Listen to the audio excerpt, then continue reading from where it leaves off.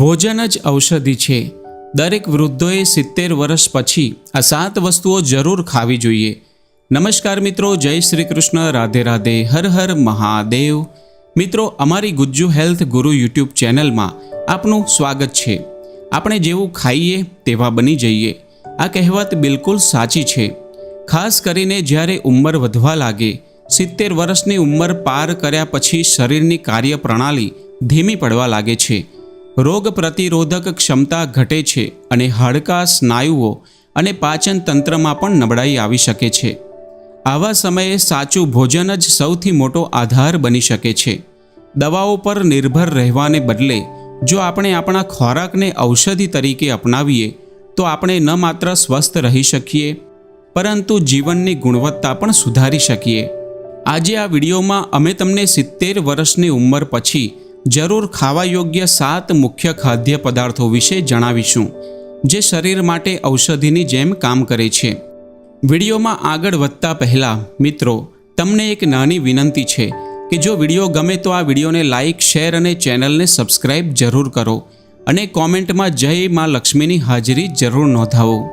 મિત્રો, આ વિડીયો ખૂબ જ મહત્વપૂર્ણ છે, તેથી આ વિડીયોને સ્કીપ કર્યા વિના અંત સુધી જરૂર જુઓ।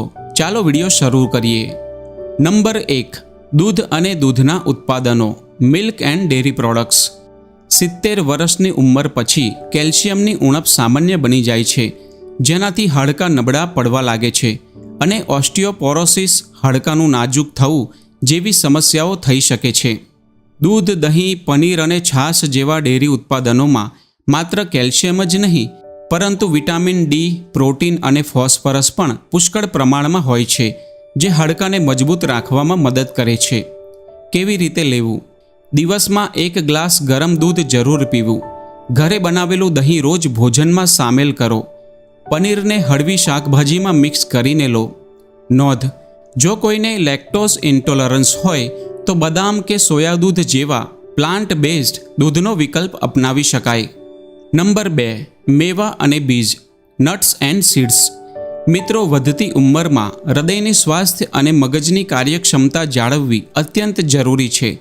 બદામ, અખરોટ, અળસીના બીજ, કોળાના બીજ અને સૂરજમુખીના બીજમાં omega fatty acid, fibre, vitamin E અને ઝીંક જેવા પોષક તત્વો હોય છે, જે હૃદય, મગજ અને ત્વચા માટે ખૂબ ફાયદાકારક છે। કેવી રીતે લેવું?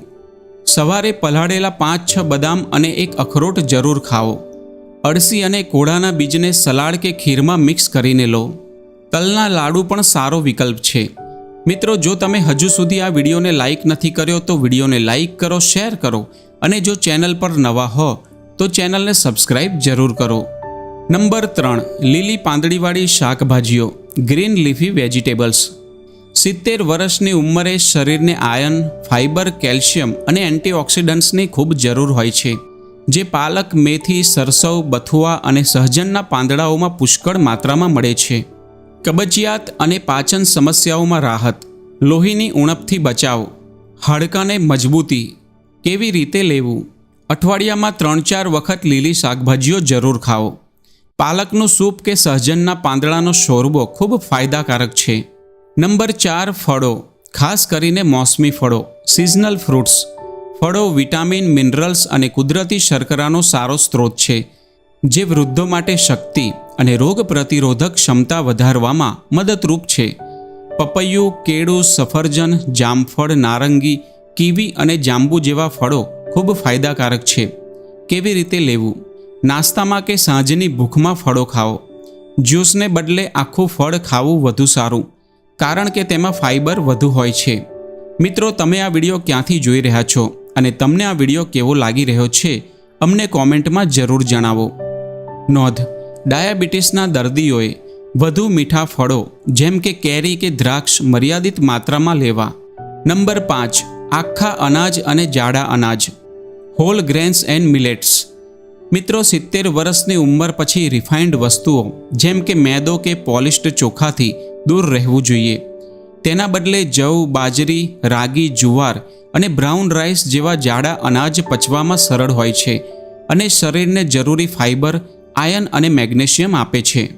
ફાયદા: શુગર નિયંત્રણમાં મદદરૂપ, કબજિયાત અને ગેસની સમસ્યામાં રાહત, ઉર્જા પ્રદાન કરે છે. કેવી રીતે લેવું? રોટલીમાં ઘઉં સાથે થોડું જાડું અનાજ મિક્સ કરીને લોટ બાંધો. સવારના નાસ્તામાં રાગીના ઢોસા કે ખીર લો. નંબર 6, હળદર અને આદુ, ટર્મરિક એન્ડ જિંજર. મિત્રો, આ બંને ઘરેલું મસાલાઓમાં ઔષધીય ગુણો હોય છે.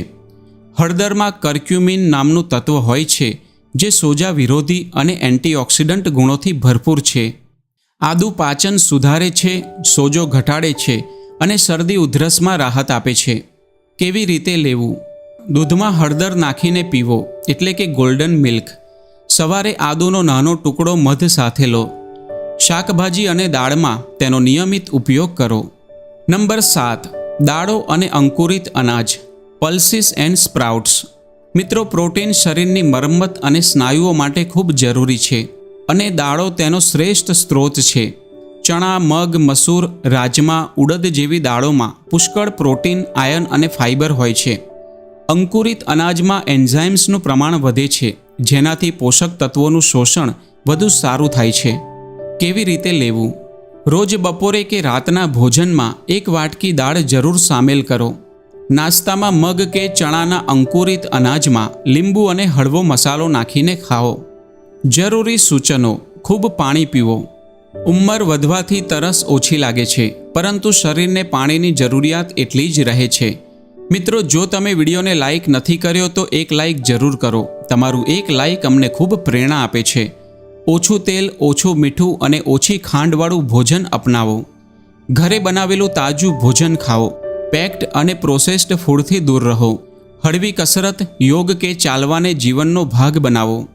મિત્રો, 70 વર્ષની ઉંમર કોઈ અડચણ નથી, પરંતુ એક નવી શરૂઆત હોઈ શકે છે. જો સાચા ખોરાક અને જીવનશૈલીને અપનાવવામાં આવે તો આ 7 વસ્તુઓને તમારા રોજિંદા આહારમાં સામેલ કરીને તમે ન માત્ર રોગોથી દૂર રહી શકો છો, પરંતુ તમારી ઉર્જા, માનસિક શક્તિ અને ખુશીને પણ જાળવી શકો છો. ભોજન જ સૌથી મોટી ઔષધિ છે. આ મંત્ર ભૂલશો નહીં અને તમારા શરીરને એવું ભોજન આપો જે તેને સ્વસ્થ, સક્રિય અને ખુશ રાખે. તો મિત્રો, આજના વિડીયોમાં બસ આટલું જ. જો તમને આ વિડીયો ગમ્યો હોય તો વિડીયોને લાઇક કરો, તમારા પરિવાર અને મિત્રો સાથે શેર કરો અને અમારી ચેનલ ગુજ્જુ હેલ્થ ગુરુને સબસ્ક્રાઇબ જરૂર કરો. સાથે જ બેલ નોટિફિકેશનને ઓલ પર સેટ કરો, જેથી આગલો વિડીયો સૌથી પહેલાં તમારી પાસે પહોંચે. અને કોમેન્ટમાં રાધે રાધે જરૂર લખો. ધન્યવાદ.